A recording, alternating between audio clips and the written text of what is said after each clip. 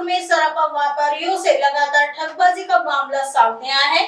इसी बीच फर्जी चेक के सहारे सराफा व्यापारी को करोड़ों की चपत लगाई जाने की वारदात सामने आई है। इस ठगबाज ने शहर के कई अन्य व्यापारियों को भी अपना शिकार बनाया है। नागपुर में सराफा व्यापारी के त्रिमूर्ति नगर स्थित श्री सप्तशृंगी ज्वेलर्स के नाम पर शॉप है।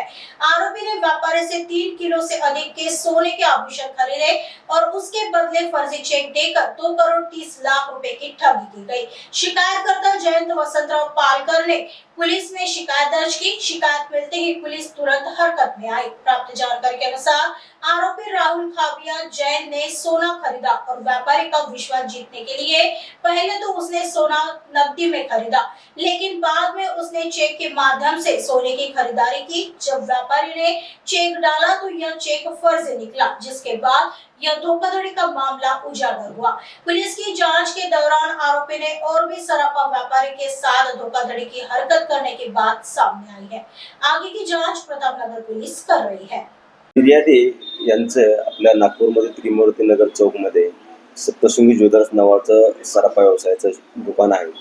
त्या दुकानामध्ये त्यांनी ज्यावेळेस दुकानाचं ओपनिंग केलं त्यावेळेस एक इसम राहुल खाबिया जैन त्या ठिकाणी आला होता। सुरुवातीला त्या ठिकाणी त्यांनी काही सोन्याची खरेदी केली। त्याच्यानंतर तो वारंवार त्या दुकानामध्ये जाऊन काही ना काही सोन्याची खरेदी करत होता। त्यावेळेस त्या सराफा व्यावसायिकाने त्याला सोने खरेदीबद्दल विचारलं तर त्यांनी सांगितले की त्याची एक साई ॲग्रीम नावाची एक ग्रेन ट्रेडिंग कंपनी आहे। त्या कंपनीतून त्याला मोठ्या प्रमाणामध्ये फायदा मिळतो आणि त्या फायद्याची रक्कम तो अशा सोन्याच्या गुंतवणुकीमध्ये सोने खरेदी करून गुंतवणूक करत असतो। तर मला त्याला मोठ्या प्रमाणामध्ये सोने खरेदी करत असतो अशा पद्धतीने त्याने विश्वास दाखवला आणि त्यानंतर त्याने 2022 पासून 23 पर्यंत 24 पर्यंत मोठ्या प्रमाणामध्ये त्या सराफा व्यवसायाकडून सोने खरेदी केलं। त्यावेळेस त्याने ते काही रक्कम नगदी स्वरूपामध्ये काही रक्कम ऑनलाईन पेमेंट अशा पद्धतीने त्यांना पेड केली होती। अशा पद्धतीने मोठ्या प्रमाणामध्ये खरेदी करून त्याने नमूद सराफा व्यावसायिकाचा विश्वास जिंकला। विश्वास संपादन केल्यानंतर त्याने काही सोन्याची खरेदी उधारी घ्यायला सुरुवात केली, त्याच्या बदल्यात चेक द्यायला सुरुवात केली।